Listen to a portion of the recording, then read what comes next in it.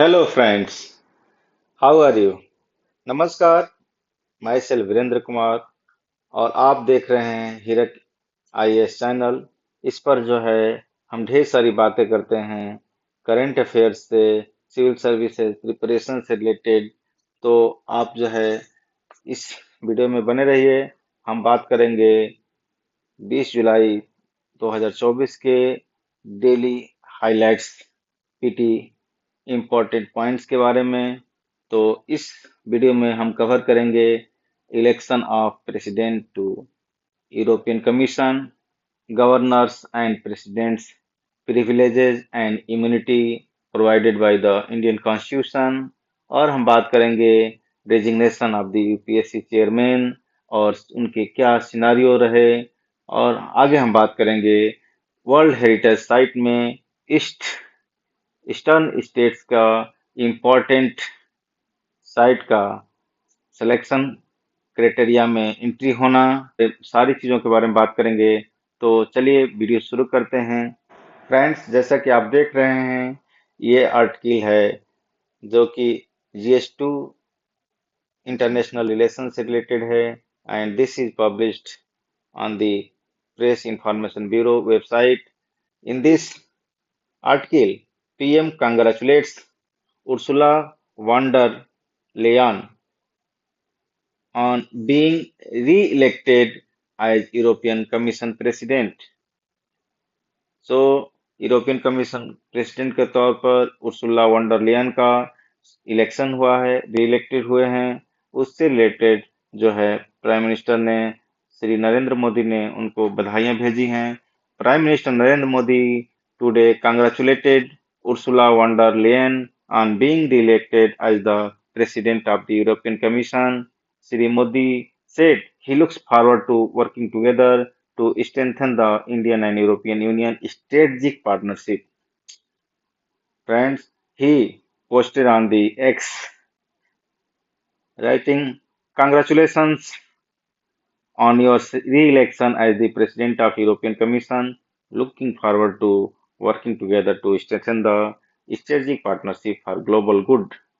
Friends, in this article, we'll discuss about the European Union and its branches like European Commission and all. So let's proceed for the discussion. As a background note, European Union is a political and economic union of 27 European countries, right? And established to promote peace, stability, and economic cooperation among its members. The European Union has its own institutions, including the European Parliament, European Commission, European Council, and the Court of Justice, which work together to create and enforce laws across member states. So European union जो है 27 European country का union है, जिसका खुद का जो है parliament है, जिसको यूरोपियन पार्लियामेंट कहते हैं, यूरोपियन कमीशन है, यूरोपियन काउंसिल है and the court of justice है। ये सारी चीजें मिलकर एक साथ काम करती हैं और इनका मकसद है लॉ एंड ऑर्डर को यूरोपियन यूनियन यूरोपियन कंट्रीज के अंदर जो इनके मेंबर हैं उसमें बनाए रखना, पीस और स्टेबिलिटी, इकोनॉमिक कोऑपरेशन को प्रमोट करना। इनकी की फीचर्स क्या है? की features of the European union क्या है? सिंगल मार्केट पहला इंपॉर्टेंट की फीचर है single. It allows for the free movement of goods and services, people and capital across member states, facilitating trade and economic integration.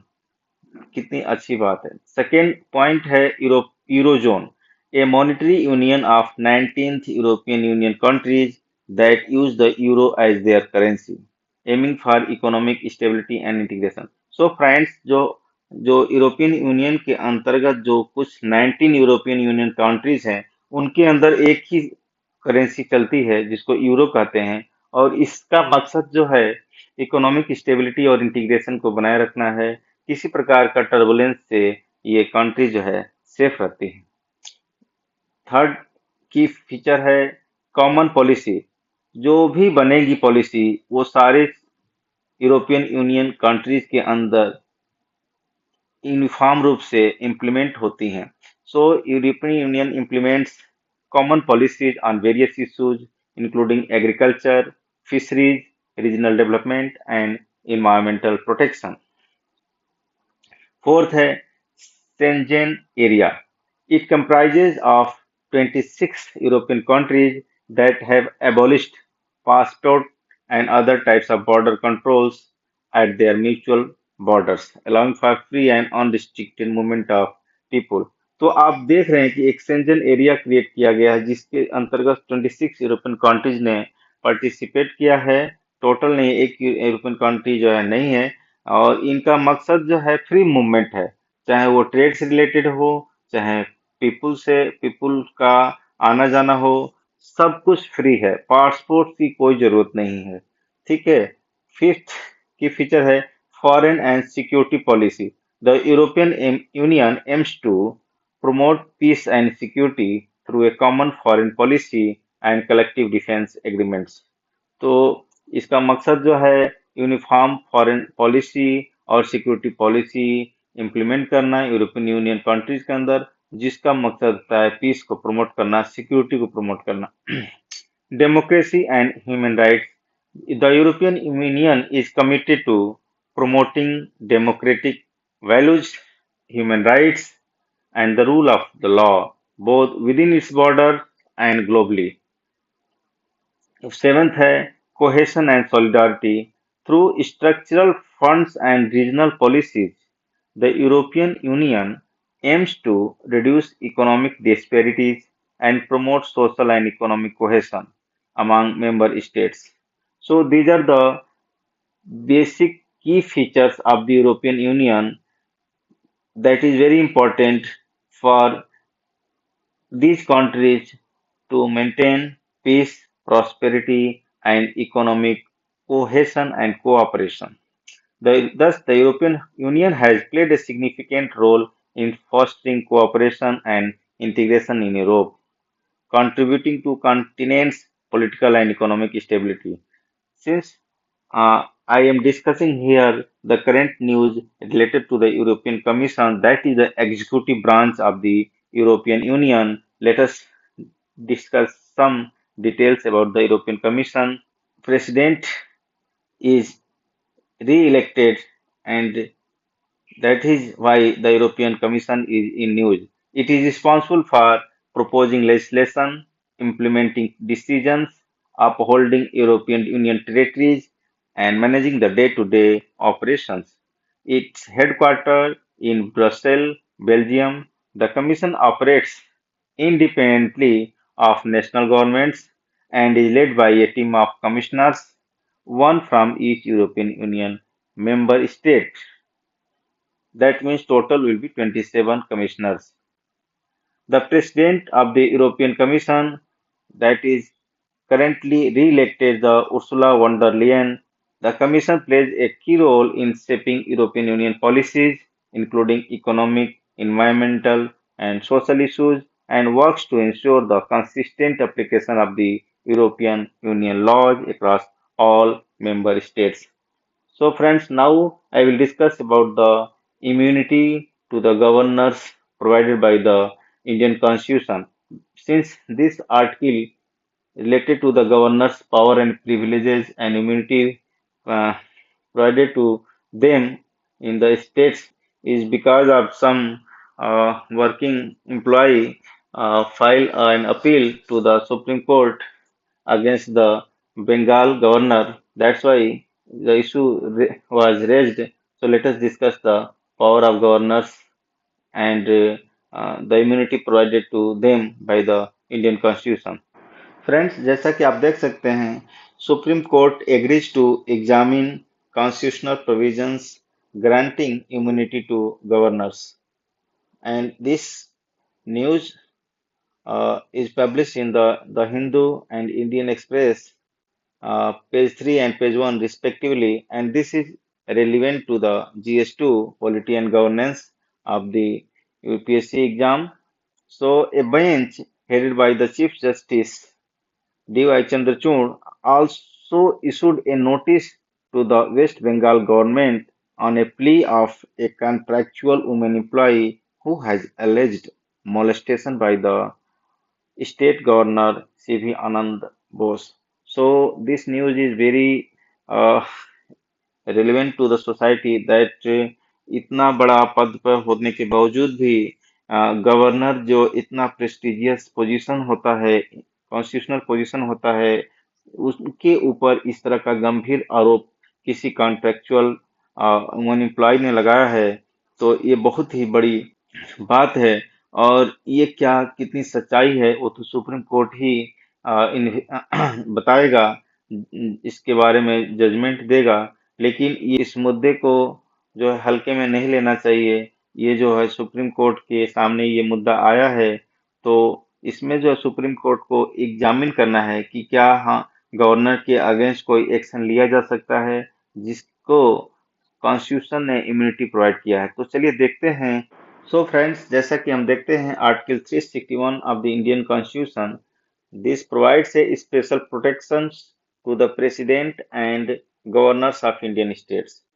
सो जो special protection जो president और governor को देता है वो है article 361 of the Indian constitution.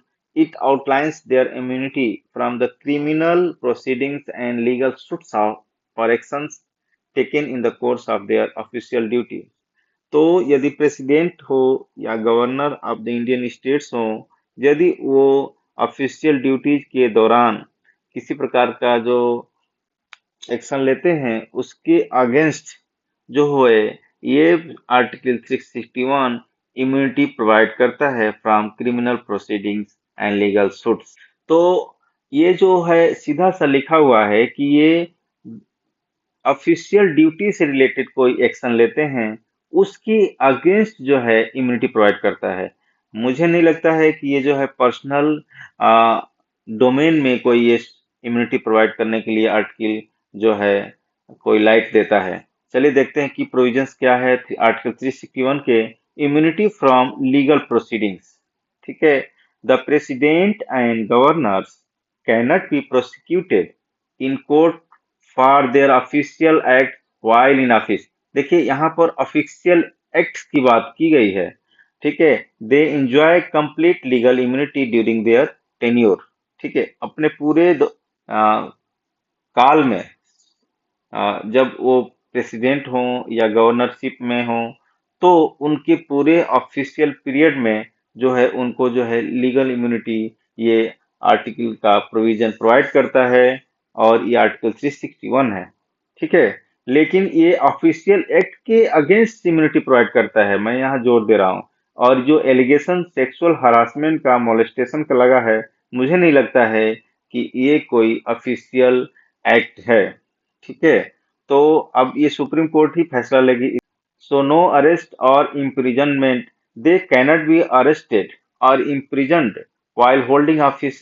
जब तक प्रेसिडेंट या गवर्नर ऑफ द स्टेट्स अपने ऑफिस में बने हुए हैं, एक्टिंग हैं, तो देश की कोई भी एजेंसी उनको न अरेस्ट कर सकती है न जेल में डाल सकती है।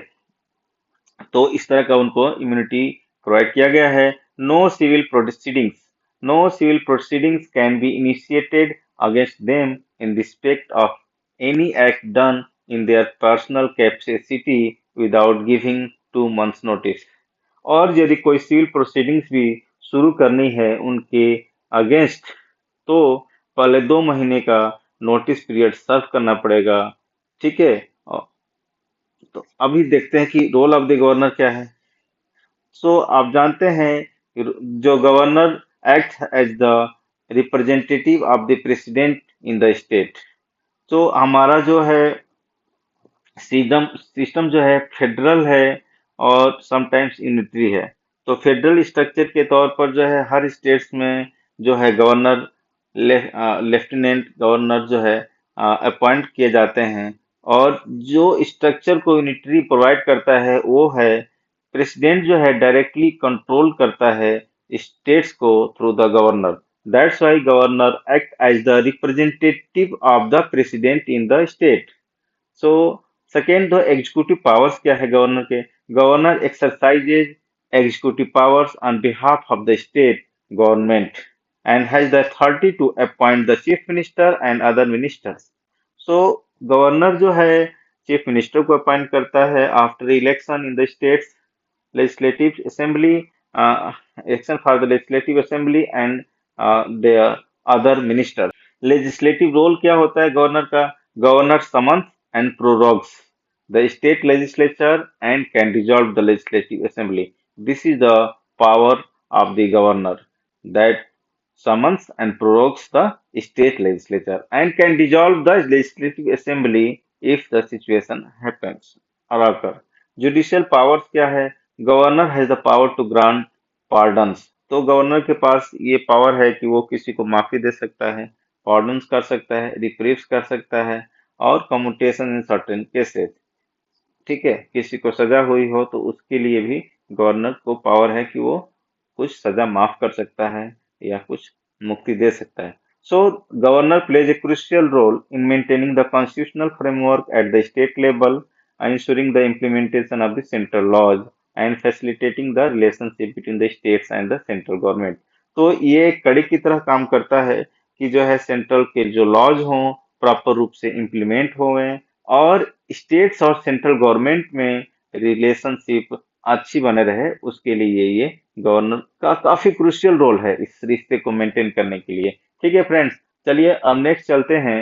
आर्टिकल जो है जो कि यूपीएससी के चेयरमैन के रेजिग्नेशन से रिलेटेड है, चलिए देखते हैं। ये आर्टिकल जो है द हिंदू पेज 12 पर पब्लिश हुआ है, that is related to GS two polity and governance. UPSC chairman Manoj Soni resigns 5 years before the term ends in 2029। So वो 5 साल पहले ही अपने टेन्योर पूरे होने के पहले ही मनोज सोनी जो कि यूपीएससी चेयरमैन हैं उन्होंने रेजिग्नेशन दे दिया। तो ऐसा क्यों हुआ? क्या ऐसी सिचुएशन हुई? क्या उनका वॉलंटरी जो रेजिग्नेशन है पर्सनल रीजन पर, क्या अपना स्वेच्छा से दिया हुआ रेजिग्नेशन है कि जो करंट में जो सिचुएशन पूजा खेड़कर के केस को लेकर हुई है उससे संबंधित ये रेजिग्नेशन है? ये तो जांच का विषय है और सोचने की बात है, क्या पूजा खेड़कर जैसे केसेस और भी देश में चल रहे हैं? इस तरह की धांधली हो रही है, इस पर प्रशासन को ध्यान देने की जरूरत है, क्योंकि जब कोई केस सामने हाईलाइट होता है तभी जो है इसके चेन का पता चलता है। जब तक कोई उस पर ध्यान नहीं देता है तब तक पीछे क्या क्या चीजें हो रही होती हैं हमें या आप में से किसी को पता नहीं रहता है।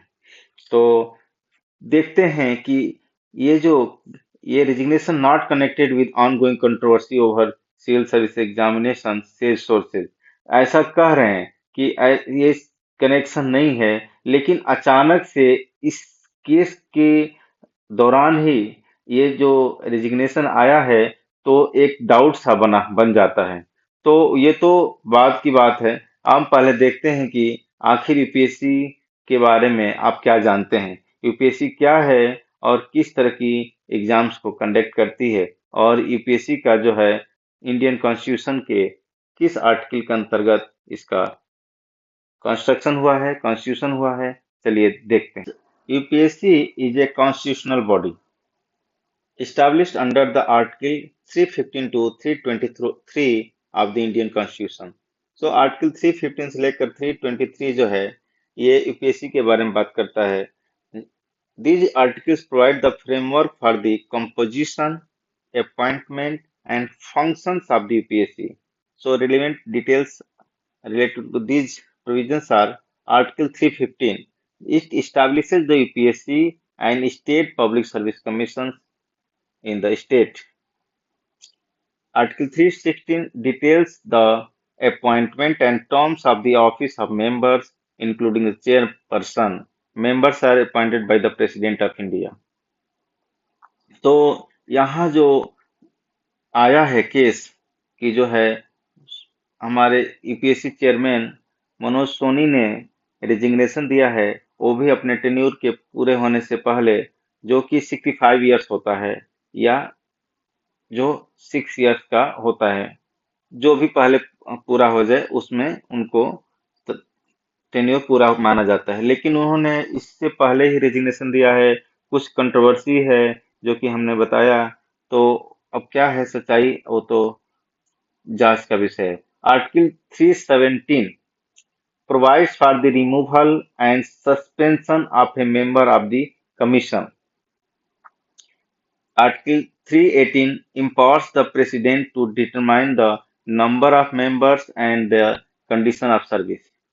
So ये जो मेंबर्स हैं यूपीएससी के वो प्रेसिडेंट अपॉइंट करते हैं, मतलब in the name of the president of India the members are appointed, and Article 319 restricts members from holding office post retirement in any other government capacity. तो ये बताता है आर्टिकल 319 की जो है यदि कोई मेंबर रिटायरमेंट हो जाता है तो वो किसी भी गवर्नमेंट कैपेसिटी में होल्ड ऑफिस होल्ड नहीं कर सकता है। ठीक है, अब ये जो है सीक्रेसी मेंटेन करने के लिए किया गया है। Article 320 it specifies the functions of the UPSC including conducting examinations, recruitment and advisory role. तो यदि किसी तरह के प्रोविजन में फेलियर हुआ है तो वो कॉन्स्टिट्यूशन का फेलियर है, क्योंकि आर्टिकल 320 जो है पावर देता है यूपीएससी को कि जो है वो एग्जामिनेशन कंडक्ट कराए, रिक्रूट करे और एडवाइजरी रोल्स भी प्रोवाइड करता है। और इसमें यदि यूपीएससी फेल हुई है किसी तरह के इन्वेस्टिगेशंस में रिक्रूटमेंट के दौरान, खासकर पूजा खेड़कर के केस में, तो ये एक तरह से कॉन्स्टिट्यूशन का वायलेशन ही है। ठीक है, article 321 allows the parliament to extend the functions of the PSC.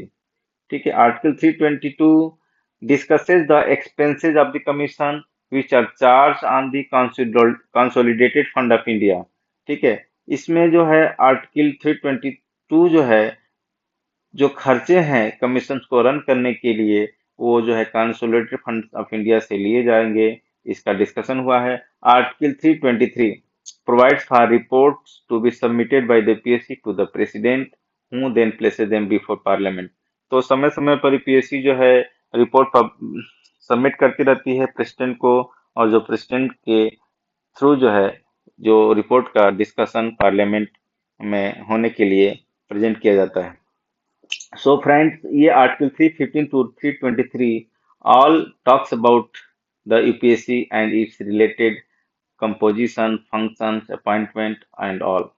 ठीक है, तो यूपीएससी क्या है? ये India central agency responsible for conducting examination for recruitment to various civil services, IAS, IPS, RAS, IRS, IFS, and post under the government, Indian government. It was established on October 1st, 1926, and it is headquartered in New Delhi, Dhawalpur House.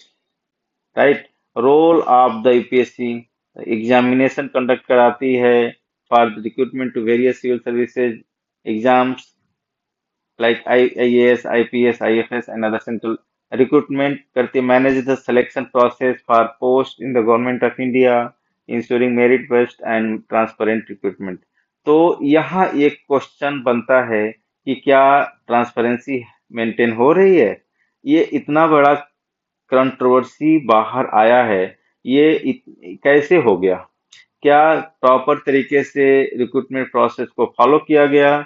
इतनी बड़ी गलतियां होने के बावजूद भी जो पूजा खेड़कर जैसे candidate जो है सेलेक्ट हो गए, रिक्रूट हो गए, ट्रेनिंग दिए जा रहे हैं, और उसकी खुद की गलती ना होती तो शायद ये केस सामने भी ना आता। ठीक है, एडवाइजरी का काम करता है, advises the government to on the service matters such as promotions, disciplinary actions and transfer. अब यहाँ पर यूपीएससी का दायित्व तो नेक्स्ट बनता है, जो कुछ हुआ गलती वो तो हुआ, वो डिसिप्लिनरी एक्शन लेगा तो सर्विस तो टर्मिनेट हो ही जाएगी पूजा खेड़कर की, क्योंकि ये जो केस जो है नेशनल इशू बन गया है। ये क्यों हुआ है? इसमें जो है इंटीग्रिटी मेंटेन करने की बात आई भाई, यूपीएससी की इंटीग्रिटी, क्योंकि पूरा देश जो है यूपीएससी पर आंख बंद करके भरोसा करता है।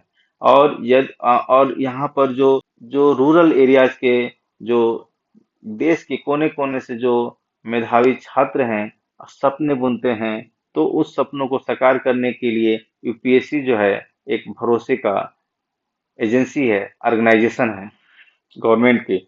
और इस पे ही दाग लग जाए तो देश की युवा या मेधावी छात्र छात्राएं कहाँ जाएंगे। इसलिए इसकी इंटीग्रिटी को बचाए रखना बहुत जरूरी है। तो चेयरमैन साहब ने रिजिग्नेशन दिया है। अब वो पर्सनल रीजन में दिया है कि प्रोफेशनल रीजन में दिया है, वो तो बाद की बात है। ऑफिशियली तो पर्सनल रीजन सामने आ रहा है। ठीक है, इसका स्ट्रक्चर देखते हैं। Chairperson and member. UPSC is composed of a chairperson and other members appointment by the president of India, and president of India decides the how many members can be. Tenure क्या है? Tenure जो है, member serve a 6 year term or until they reach the age of 65 years, whichever is earlier। तो generally 6 year का term होता है, नहीं तो 65 years एज हो।